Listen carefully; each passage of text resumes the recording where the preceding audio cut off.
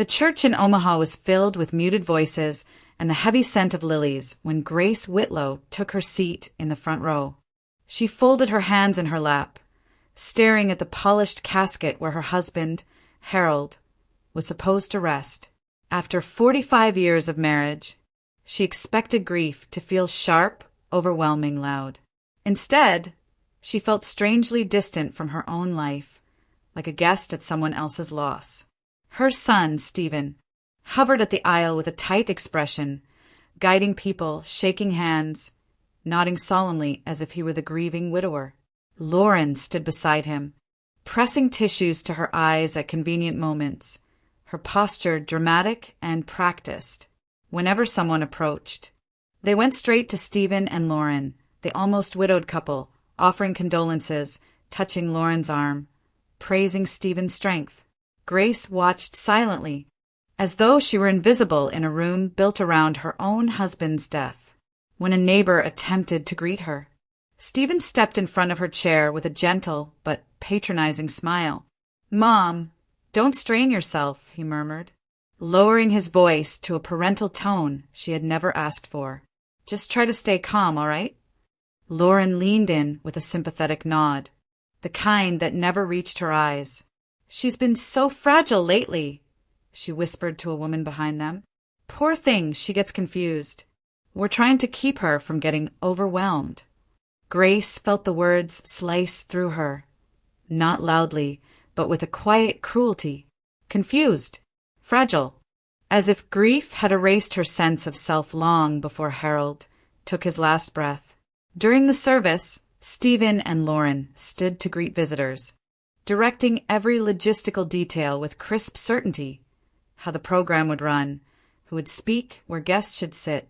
Grace sat still, hands trembling slightly, waiting for someone to meet her gaze, acknowledge her presence, remind her she was Harold's wife.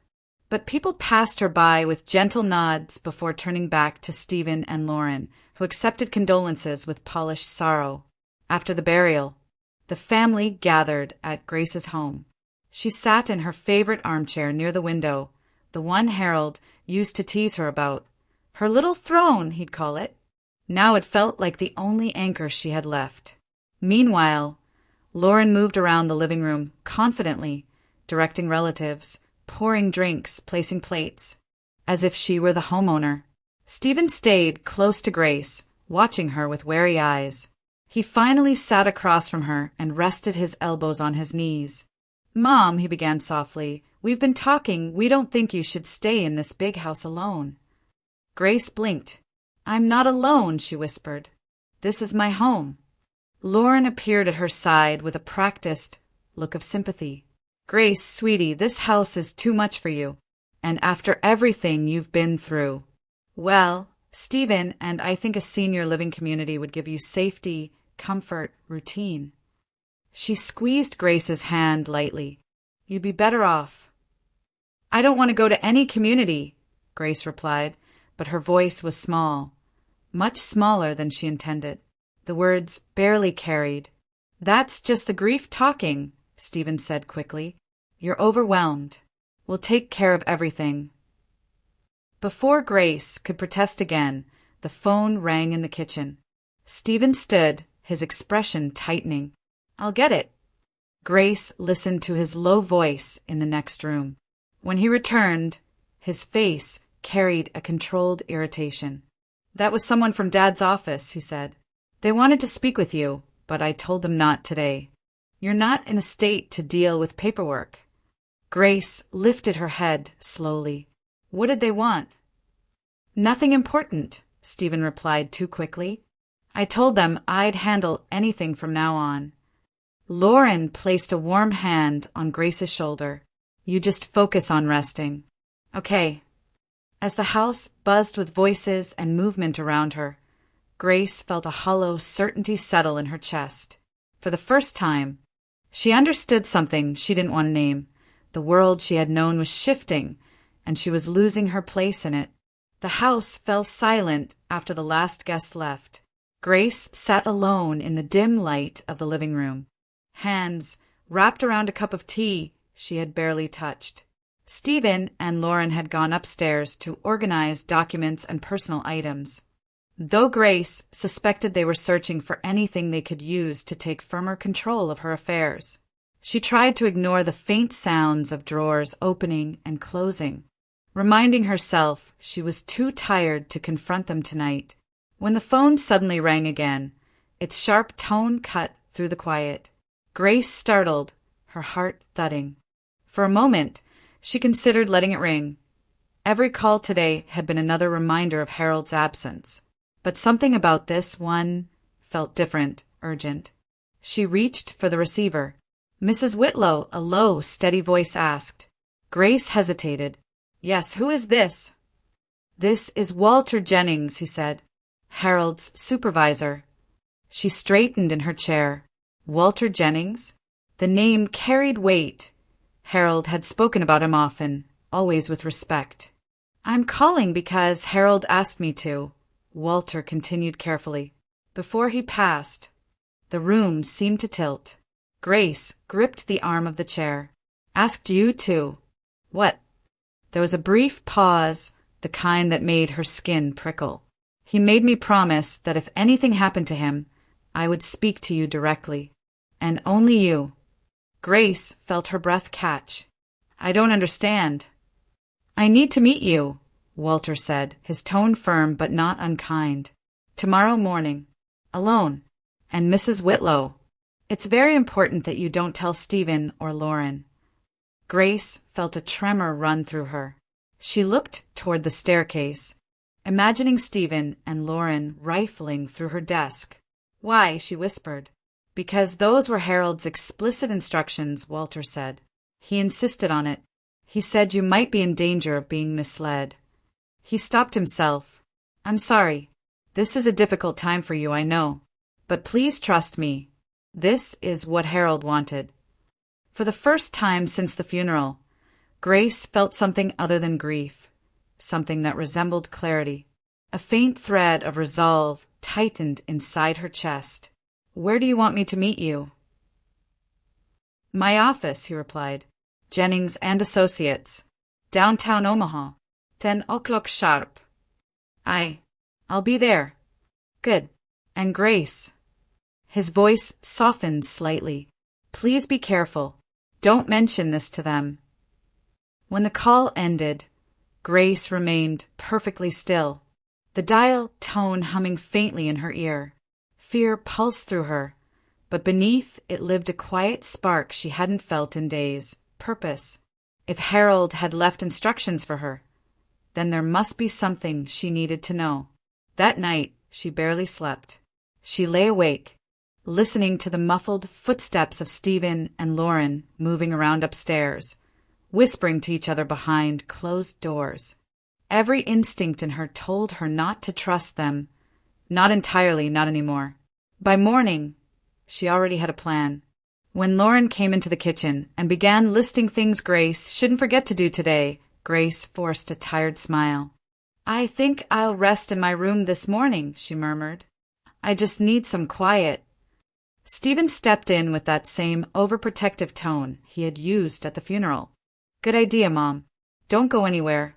You need to take it easy." "I will," Grace lied gently.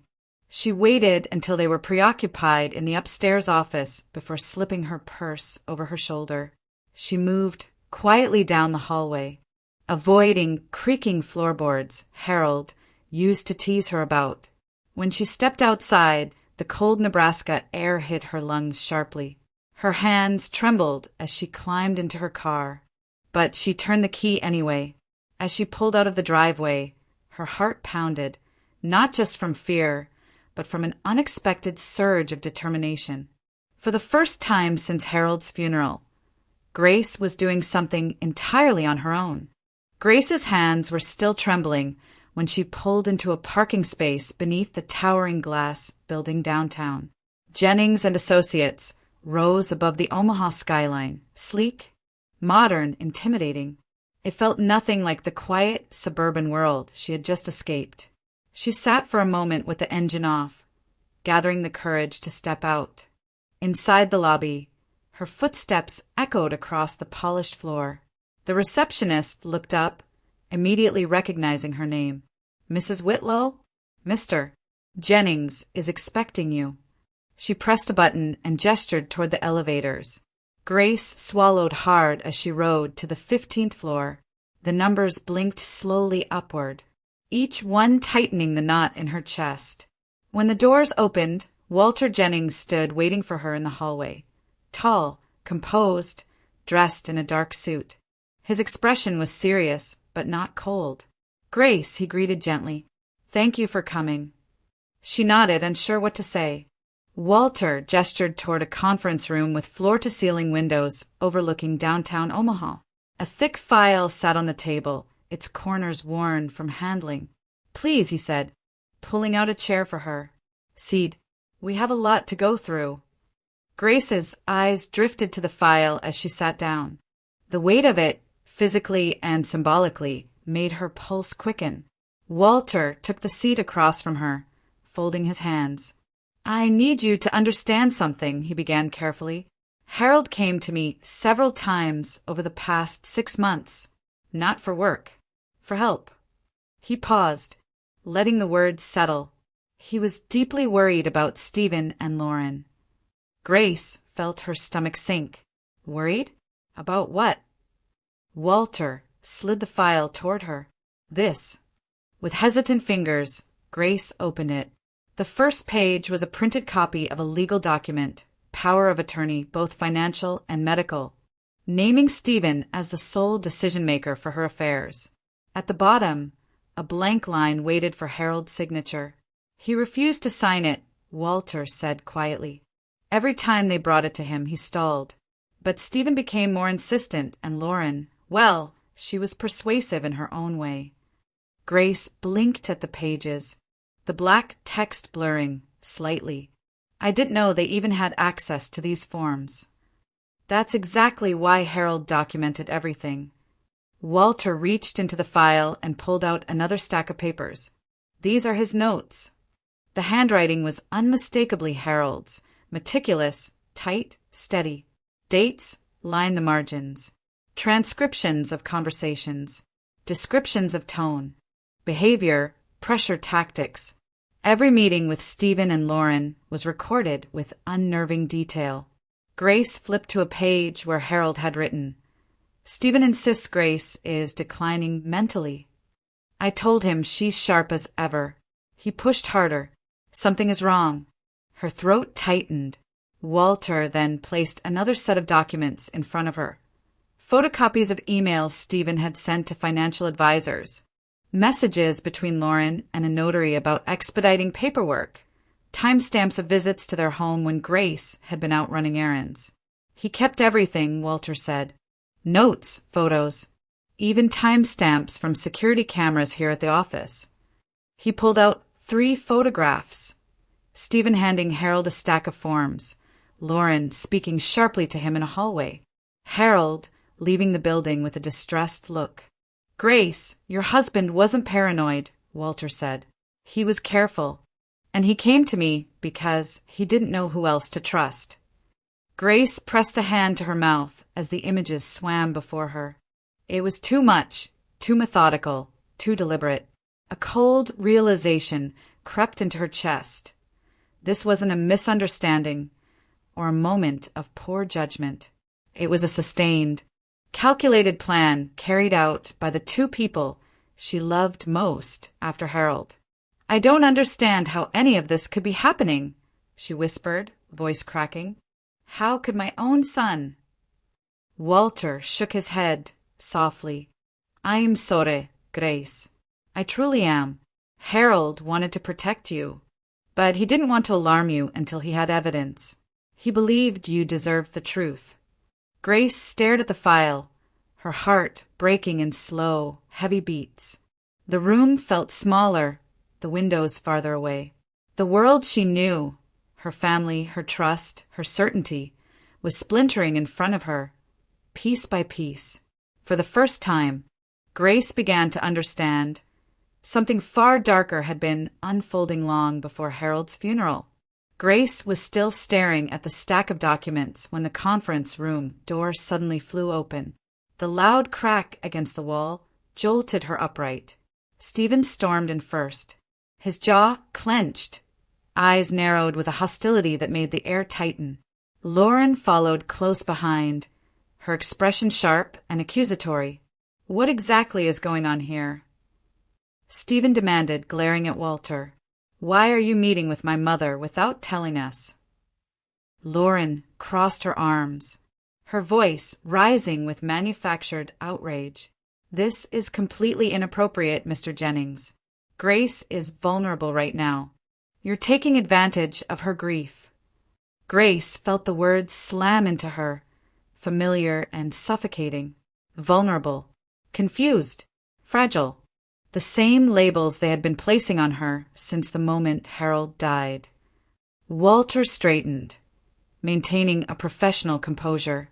"Stephen, Lauren, your mother came here because she wanted answers. Harold entrusted me with—" "Oh, please!" Stephen snapped, cutting him off. "You've been manipulating them both for years. Dad trusted too easily, and now Mom's upset, and you're feeding into her confusion." Grace felt her pulse quicken. Confusion? She looked from her son to her daughter-in-law, the two people who should have been supporting her, not controlling her, not speaking for her, not twisting her every emotion into weakness. Lauren's voice took on a pitying tone that made Grace's spine stiffen. "Grace, sweetheart, let's go home. You don't need to be here. You don't understand what he's telling you." Something inside Grace shifted, quiet but sharp. For days, she had let these comments wash over her, too tired and heartbroken to protest. But surrounded by Harold's careful notes, Walter's honesty, and the stark truth in front of her, she found a flicker of strength she hadn't felt since before the funeral. She sat up straighter. "I am not confused," she said firmly. Stephen blinked. As if stunned, she had spoken with authority. "Mom, no," Grace pressed, her voice steadier than her hands. "I know what I'm hearing. I know what I'm seeing. And I asked to come here." Lauren stepped forward, her smile tightening. "Grace, sweetie, stop calling me that," Grace said quietly. For a moment, the room froze. Walter glanced at Grace, waiting for her cue. She looked at him with a small nod. "Could you give us a moment?" He took a slow breath, sensing the shift. "Of course." He gathered his notes, pausing at the doorway only long enough to offer Grace a subtle look of encouragement before stepping outside and closing the door behind him. Silence felt like a weight. Stephen rounded on her instantly. "What do you think you're doing? Coming here without telling us? Listening to this nonsense?"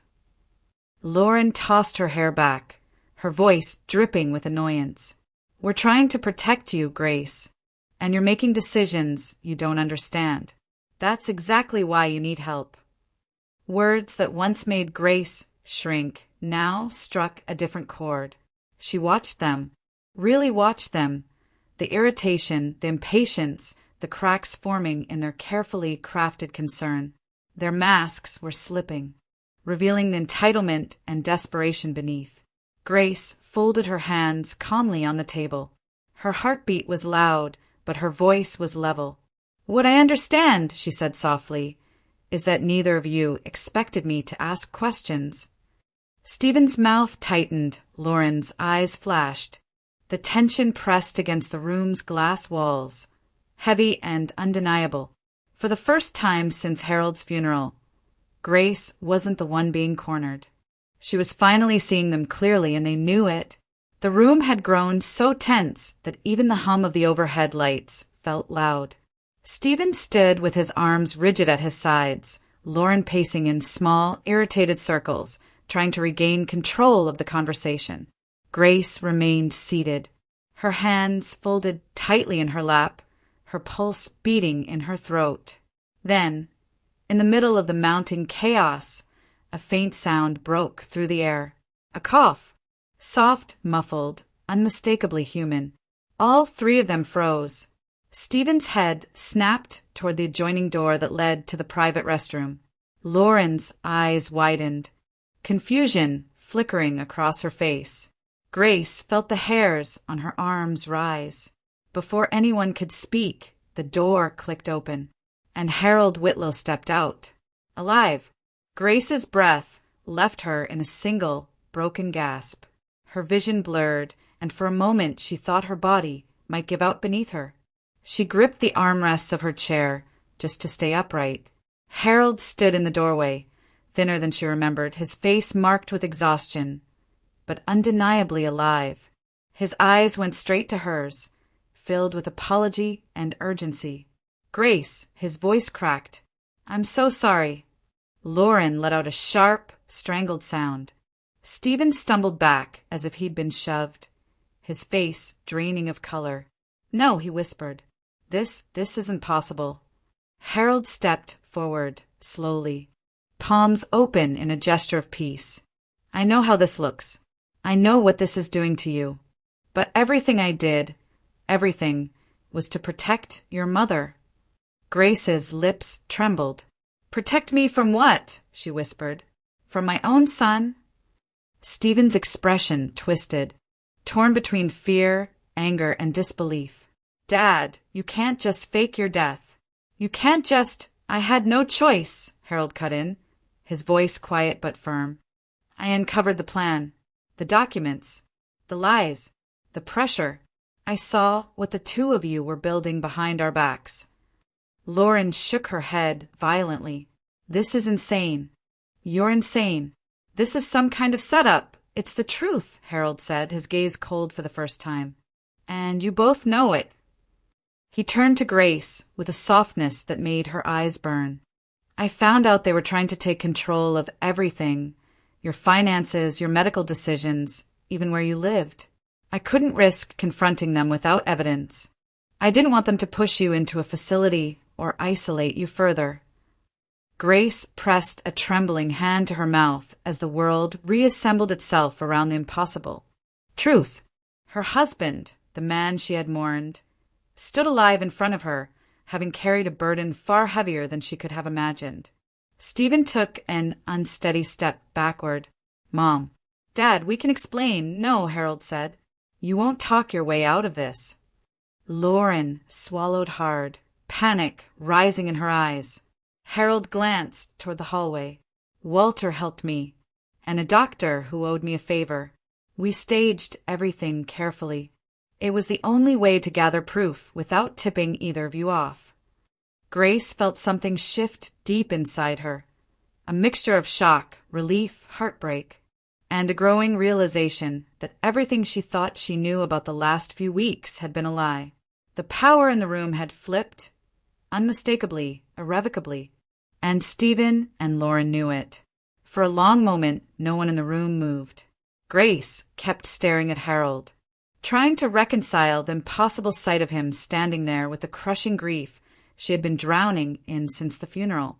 Stephen and Lauren looked like they were trapped in a nightmare they couldn't wake from. Walter stepped quietly back into the conference room, instinctively sensing the moment had reached its breaking point. Harold exhaled slowly, then walked to the table and opened a large black folder, one Grace hadn't noticed earlier.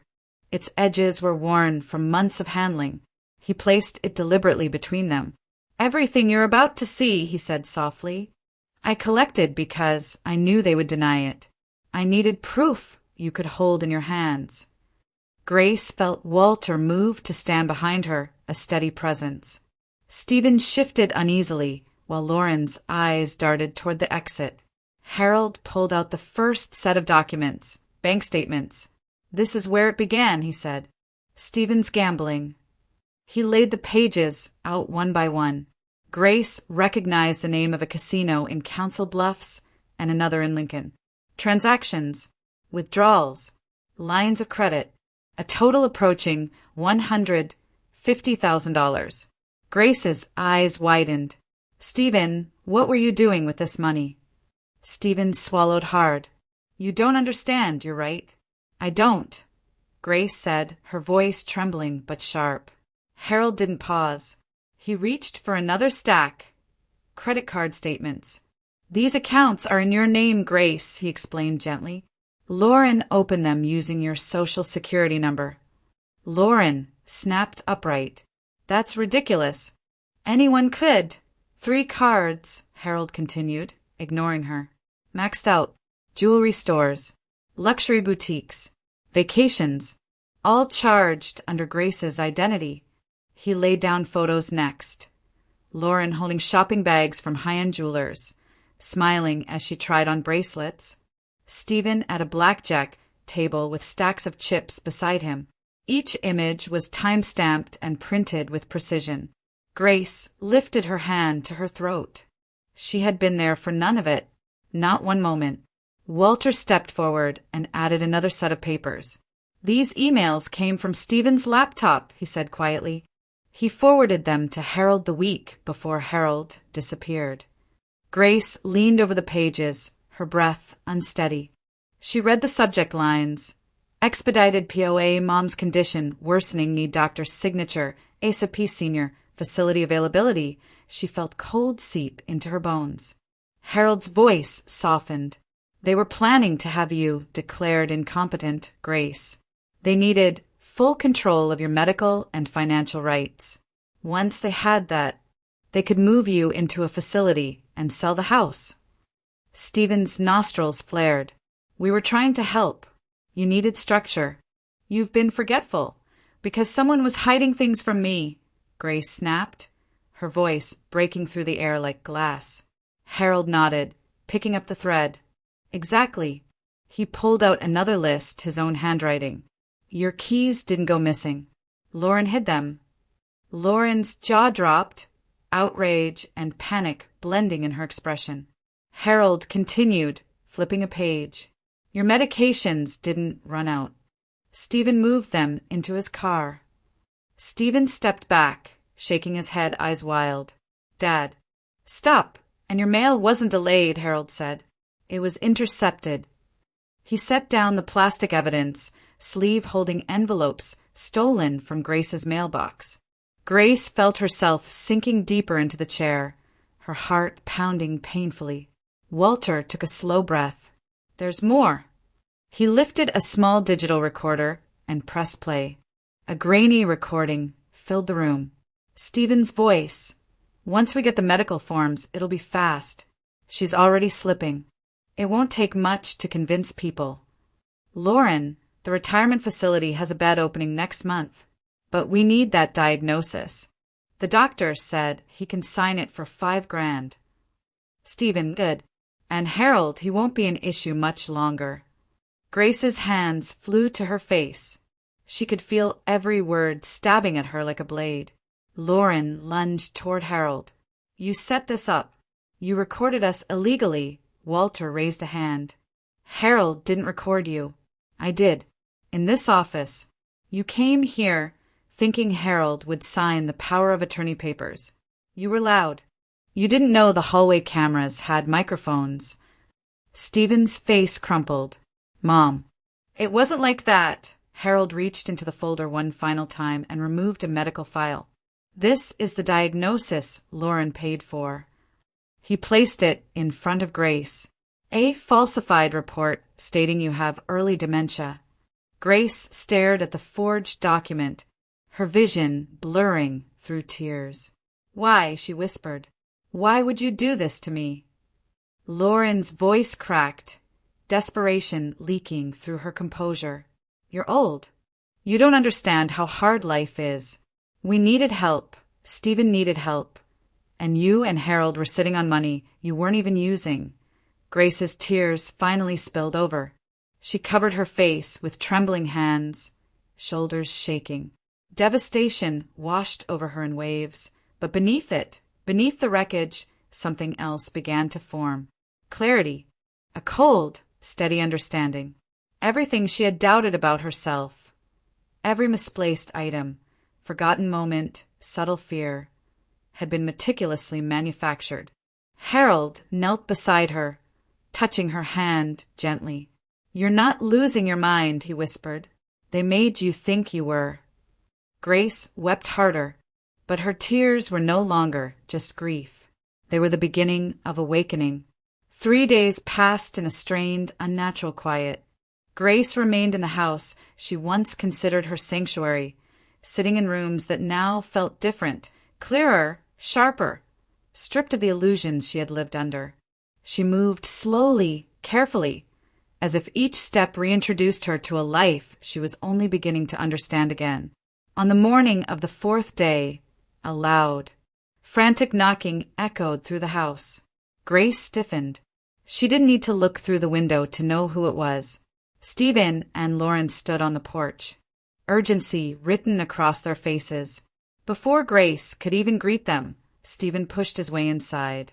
"Mom, we need to talk," he said, voice shaking, not with remorse, but with panic. Lauren stepped in behind him, clutching her purse like a shield. "Grace, please, everything has gotten out of hand. We can explain." Grace stayed near the entryway, keeping a subtle distance. "I don't think there's anything left to explain." Stephen ran a hand through his hair. "Dad blindsided us. He set us up. You don't understand the full story." Lauren nodded quickly. "He twisted everything. We were just trying to plan for your future. You're getting older, Grace. We were trying to help you." Grace felt a flicker of the old ache, but it was quickly replaced by something steadier, stronger. "Banishing me to a retirement facility wasn't planning for my future. It was removing me from yours." Lauren's eyes widened, caught off guard by Grace's clarity. No, you're misunderstanding. We were thinking long-term. Your health, your care. My health is fine," Grace said sharply. "What wasn't fine was the lying, the gaslighting, the debt, the stolen mail, the credit cards, the forged diagnosis." Stephen's face flushed red. "We only did what we had to. You don't know how hard things have been for us." Grace held her ground. "And that justified destroying my life." Stephen shifted tactics, instantly, his voice softening, almost pleading. "Mom, we were desperate. You have so much and we have so little. Just think about how much you've always done for me. Don't you think we deserve some support after everything?" The entitlement hit her like a slap. "No," she said quietly. "You don't deserve it. You could have asked Stephen. You could have been honest." Lauren stepped closer, her tone syrupy again. "Grace, sweetheart, we didn't want to worry you. That's why we didn't tell you." "Stop calling me that," Grace said, her voice cutting clean through the room. Before another word could land, the front door opened. Harold stepped inside, closing it gently behind him. His presence filled the space with a calm authority that made Stephen and Lauren both stiffen. "Good," Harold said, walking forward. "You're both here." Lauren backed toward Stephen. "We're trying to fix this," she said defensively. Harold's voice was steady. "This can't be fixed." Stephen looked between his parents, panic rising. "Dad, come on. We can work something out." "No, we can't," Harold replied. "You manipulated your mother, stole from her, forged documents, and tried to declare her incompetent." Stephen's composure snapped. "We needed the house," he shouted. "You're old. You don't need it anymore. It should have been ours." Grace felt the words physically hit her, but yet she didn't break. Not this time. Instead, she straightened, lifting her chin. "This house was built with love," she said softly, "and you tried to turn it into a prison for me." She pointed toward the door. "Get out." Lauren's mouth fell open. "Grace, out," Grace repeated, strength ringing in her voice. "Both of you." Stephen looked like he might protest, but Harold stepped forward. "Leave," he said firmly, "before we call the police." Stephen took a shaky step back. "We'll sue," he threatened. "We'll take you both to court." Harold didn't flinch. "Then go ahead," he said, "and while you're there, explain the falsified medical documents, the stolen mail, and the doctor you bribed. I'm sure a judge would love to hear it." Silence. Then, begrudgingly, with anger twisting every step, Stephen and Lauren walked out the door. Grace exhaled slowly, an exhale that felt like reclaiming her entire life. The breaking point had come and gone, and she was still standing, stronger than they ever expected. The days following the confrontation unfolded with a quiet, almost unsettling clarity. After Stephen and Lauren stormed out of the house, everything that had been hidden for months, every lie, every forged document, every stolen piece of Grace's life, was handed over to the authorities. It was no longer just a family matter. It was a legal one. The Omaha District Attorney's Office moved quickly once Walter provided the audio recordings, financial statements, and the falsified medical report. They had seen elder abuse cases before, but rarely one with such blatant planning and paper trails. A detective assigned to the case visited Grace and Harold, going through each document carefully, asking questions, confirming dates. Grace answered with newfound steadiness. Harold filled in the rest. Still, Harold didn't escape scrutiny. When investigators learned he had faked his death, even with good intentions, they informed him there would be consequences. At his hearing, the judge acknowledged his motive, but made it clear that staging one's own death wasn't something the legal system took lightly. He was fined and sentenced to a period of community service. Grace sat beside him during the hearing, and when it was over, Harold squeezed her hand and murmured, "It's a small price for keeping you safe." Grace knew he meant it. On the other side of the courthouse, Stephen and Lauren faced a much steeper fallout. The elder abuse investigation became official, and both were called in for questioning. Stephen tried at first to maintain confidence, but the evidence was too concrete, too damning.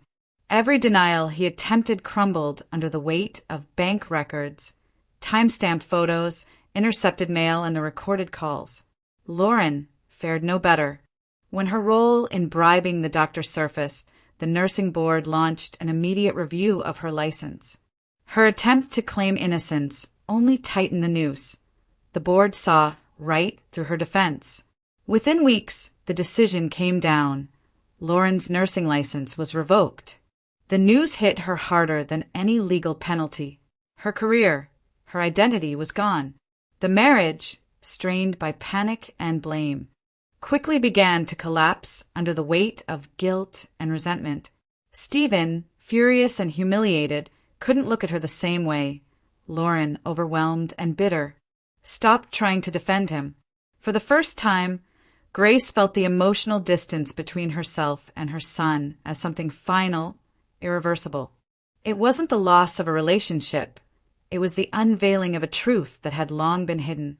With the case closed and justice delivered, albeit quietly, Grace and Harold turned their attention to the life they still had ahead of them. The house in Omaha had become a symbol of betrayal, its walls too saturated with memories of manipulation and doubt. Grace no longer felt safe within it. Neither did Harold. So they made the decision together. They sold the house. Packing their belongings felt strange at first. Grace moved slowly through each room, touching surfaces she once dusted with routine care. The dining table where holidays had been celebrated. The living room where Stephen took his first steps. The hallway where she used to wait for Harold to come home from work. So many pieces of a life, but also pieces of a lie she had been forced to live inside.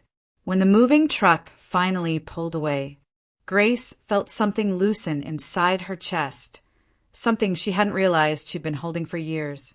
They drove 3 hours west to a small, quiet town dotted with old trees and gentle hills. The house they chose was modest, bright, and peaceful. It didn't carry the weight of history. It was simply theirs, untouched by anyone else's intentions. On the first morning in their new home, Grace stepped onto the porch. The air was crisp and open, and the world felt strangely new. Harold joined her, a cup of coffee in hand. "Feels different, doesn't it?" he said softly. Grace nodded. "It feels like the beginning of something. Ours." And for the first time in a long time, she believed it. Life in the small town unfolded softly, like pages turning in a book Grace hadn't realized she was meant to read. The mornings were the first thing she learned to love. She would wake before Harold, open the kitchen curtains, and let the pale sunlight spill across the table. The quiet wasn't heavy anymore. It was warm, welcoming, hers, almost every day. She brewed a small pot of coffee and stepped out onto the porch with a mug warming her palms. From where she stood, she could watch neighbors walking dogs, waving to each other as they passed, greeting her with smiles that felt genuine rather than polite. She had forgotten how different that could feel, the difference between being acknowledged and being managed. Slowly, she began to settle into routines she hadn't realized she needed. She visited the town's open-air market on Saturdays, walking past stalls overflowing with fresh produce and handmade crafts. Vendors remembered her name, asked about her week, laughed with her about things she thought she'd forgotten how to enjoy. She even joined a small book club at the local library, something she'd always told herself she was too busy for back in Omaha. And as she met more people, she discovered something unexpected. She wasn't alone in the pain that had reshaped her life. One morning, while choosing tomatoes at the market, she found herself speaking quietly with a woman named Claire, white-haired, gentle-eyed, with the kind of calm presence that made people gravitate toward her. Claire mentioned her own estranged daughter, how painful it had been to set boundaries she never thought she'd have to enforce. Another neighbor, a retired teacher named Margaret, confessed that she too had distanced herself from a son whose entitlement spiraled out of control. Grace listened, surprised at how much their stories mirrored her own. She had spent months believing she was the only mother who had ever needed to step back, to protect herself from the child she loved. But here, in this little town, she found quiet solidarity. No judgment, no questions that implied failure, only understanding. At first, talking about Stephen felt like reopening a wound. She would lower her voice, hesitate before admitting the truth of what had happened. Each time, the pain pricked sharply, like a bruise that hadn't fully faded. But with each conversation, she noticed something shifting. The guilt she had carried, heavy, suffocating, relentless, began to loosen. She started to accept that her decision to cut ties with Stephen wasn't abandonment. It was survival.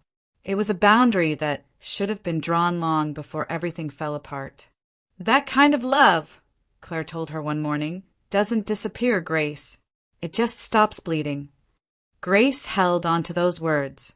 She repeated them to herself in quieter moments, letting them soften the memories that still tried to claw their way back. She began to see her own worth again, not as a mother defined by sacrifice, not as a wife overshadowed by crisis, but as a woman who had endured something heavy and come out standing. Her reflection in the mirror looked different now. Not younger, not harder, simply steadier, more herself. And her new life reflected that steadiness. She planted a small garden behind the house, something she'd always dreamed of doing but never found the time for. She cooked meals without rushing, played music she hadn't listened to in years, and walked with Harold through quiet neighborhoods that carried no ghosts from the past. The peace wasn't perfect. Some days still stung, but the ground beneath her feet finally felt solid. For the first time in a long time, Grace wasn't trying to hold her world together. She was finally living in it. The letter arrived on a quiet afternoon, slipped gently into the mailbox beside the little white fence Harold had repaired the week they moved in. Grace noticed the handwriting immediately, familiar, uneven, unmistakably Stephen's. Her breath stilled as she held the envelope, its weight far heavier than the paper inside. She walked into the living room, sat down at the small wooden desk near the window, and opened it slowly. Stephen's words were not what she expected. He wrote about therapy, how he'd finally confronted the spiraling entitlement he'd carried for years, how the investigation and its consequences had forced him to face parts of himself he'd spent his entire adulthood avoiding. He admitted the harm he caused, the lies he told, The ease with which he justified every manipulation because it served a need or a fear he refused to name. He did not defend himself. He did not shift blame. And more strikingly, he didn't ask for forgiveness. Instead, he ended with, "I'm not writing to fix anything. I don't deserve that. I'm writing so you know I understand now. Truly. And I hope that one day you find peace separate from me." Grace stared at the final sentence for a long time. A version of herself from years past, loyal to a fault, eager to patch every wound, desperate to keep her family intact, might have written him back instantly, might have clung to hope even when hope hurt. But this Grace had walked through fire. She folded the letter once, then again. Instead of placing it in a drawer, she set it aside without ceremony. There was respect in her stillness, but also clarity. She felt no urge to respond, no obligation to reopen a door she had finally closed. The silence that followed wasn't a burden. It was a boundary. Later that evening, she sat on the porch with a notebook resting on her lap. The sky stretched wide, painted in soft orange and lavender as the sun descended. Harold was inside washing dishes, humming faintly to an old tune from their early years of marriage. Grace uncapped her pen and began to write, not to Stephen, but to herself. She wrote about the years she spent believing love required unlimited forgiveness, about how hard it had been to accept her son's choices, about how deeply she had grieved, not just the betrayal, but the version of motherhood she had hoped for. Then, at the end, she wrote one final line. "I forgive myself for not seeing sooner. I forgive myself for loving completely. And I choose peace over pain." When she closed the notebook, her hands felt lighter. Harold stepped onto the porch and sat beside her, their shoulders brushing gently. Beyond them, along the edge of the yard, the rose bush they planted a month earlier had begun to bloom, deep red petals opening slowly in the evening air. Grace leaned back in her chair, the softness of the moment settling around her like a warm blanket. No noise, no chaos, no old wounds demanding attention. Just quiet, just life. And for the first time in years, it truly felt like hers.